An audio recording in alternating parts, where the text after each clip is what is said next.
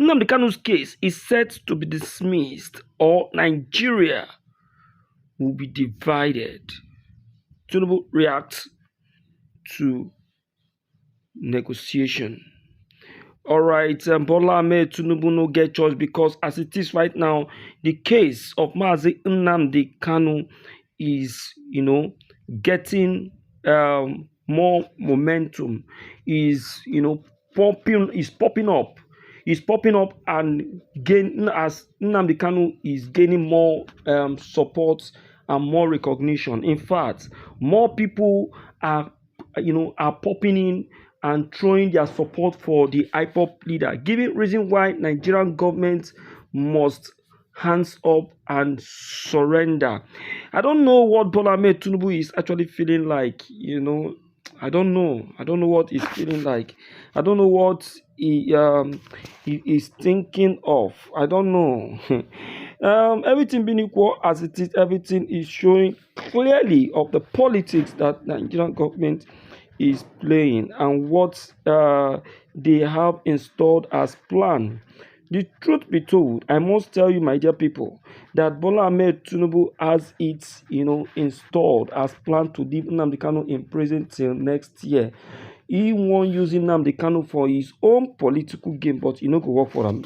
I won't come enter inside the video, make una hear wetin people they talk and why they felt that it is going to be dismissed, or else the country will suffer a total division.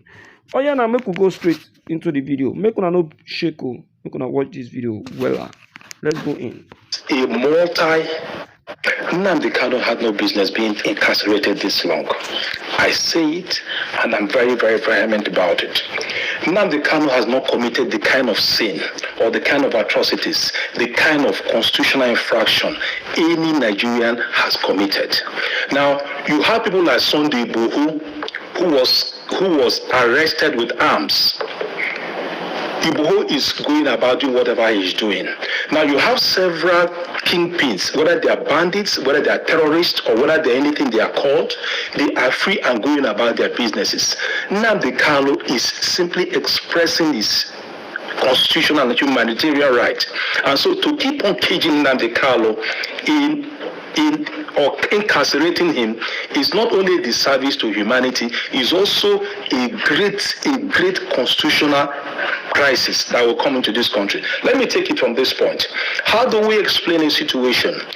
A man who has stood up clearly that what he is fighting for is the marginalization, perceived marginalization of a certain set of people in this country. And it has a historical anecdote. Now, what is the historical anecdote? The certain people, the Igbo people of the Federal Republic of Nigeria, over the decades have been marginalized in this country.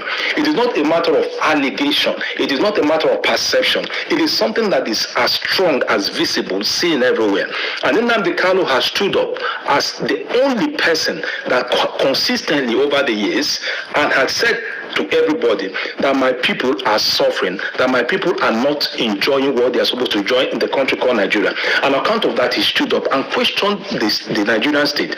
So now, the Nnamdi Kanu issue is a multi-layered issue. First of all, you need to understand that there is a legal perspective to it, there is a political perspective to it, there is an economic perspective to it, there's also a socio-economic perspective to it. Now let's look at the legal side of it. This is a man that was arrested in 2022. 2021. And when he was arrested, what was he arrested for? The charges were terrorism, treasonable felony, and managing an unlawful society. Now, those are the three things that he was accused of. Now, they went on trial. By 2017, the court granted him bail, and he came out. By 2022, when they attacked his house, in Umuahia. The natural instinct for somebody to survive is to see how he can survive. It's just to find a way to exit the environment where he was being attacked. And so he fled the particular scene, and he's fleeing of the particular scene. He finds himself in the UK or wherever it is. And on account of that, They said he has run away. Now, the point being made is that while he was there, still no pressure.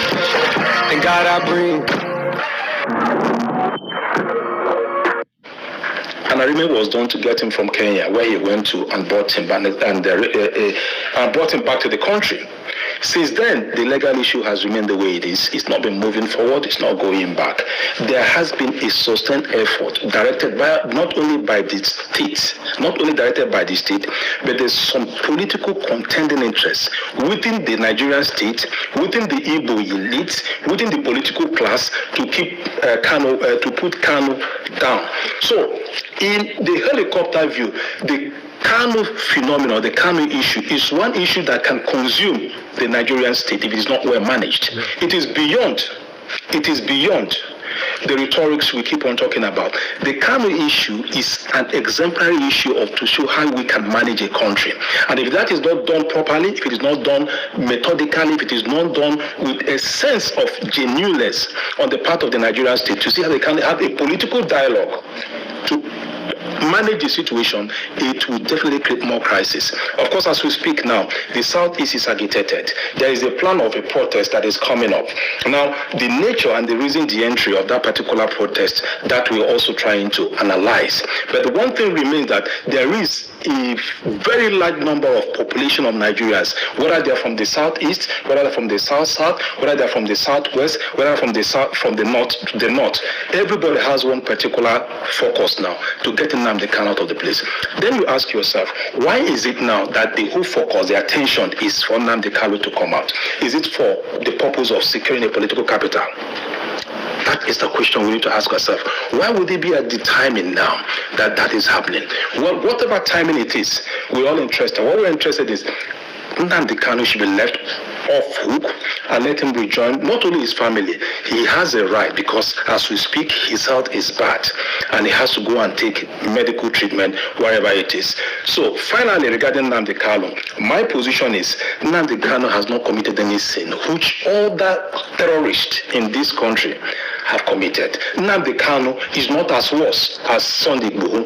Nnamdi Kanu is not as demonic as the line of terrorists that are lined up in the north. They are everywhere. Nnamdi Kanu is not as evil as the bandits that spread out. That you have a bandit that will come and have a meeting with the Nigerian state operatives. Yet Nnamdi Kanu, who did not carry a gun, who did not do anything that is inhuman to speak like this set of people, is kept incarcerated in a cell. It's time for Nnamdi Kanu to come out from the prison and we can move forward for a political dialogue on how we can reintegrate the Igbo people back to the nation state called Nigeria. There is a huge crisis among the political elites. Now, the lack of cohesion amongst the political elite is one factor that we need to also ask ourselves. Now, you need to find yourself, who are the governors of the Southeast? How did they get to where they are? You are talking about Mba, who just defected to APC.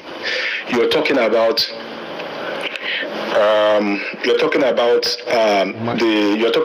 Alex Uti. You're talking about Soludo. You're talking about several of the governors in the Southeast. Francis Wifre and Opuzodema and the rest of them. Now, if I ask you one particular question, in yourself, based on the assessment of all that has happened, do you think that Opuzodema would support the release of Nnamdi Kanu? There's no way he will support it. Why do you think so? Why I think so is because before even he got to, before his incarceration, you saw the battle, not only the media battle, you saw the punches, you saw not only the verbal punches, you saw the political volleys that was going on between himself and the governor of Imo State. Now, not only that, he sees Opuzodema sees Nnamdi Kanu as one of those who had made Imo State ungovernable for himself. So no right-thinking or rational governor will want Nnamdi Kanu to come out. But thank you so much, sir. In fact, you have given it all. You have said it all. I know that some personalities will not be happy with what you are saying, but I must tell you that you have said it all and you have dropped it the way it's supposed to be.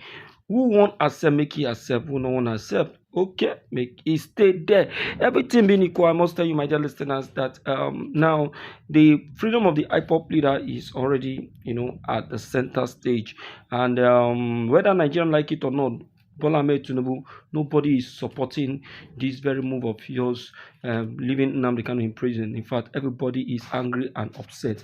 Everybody is lamenting and crying aloud, saying you have done it very, very wrong. And if care is not taken, this very country will suffer a huge revolution.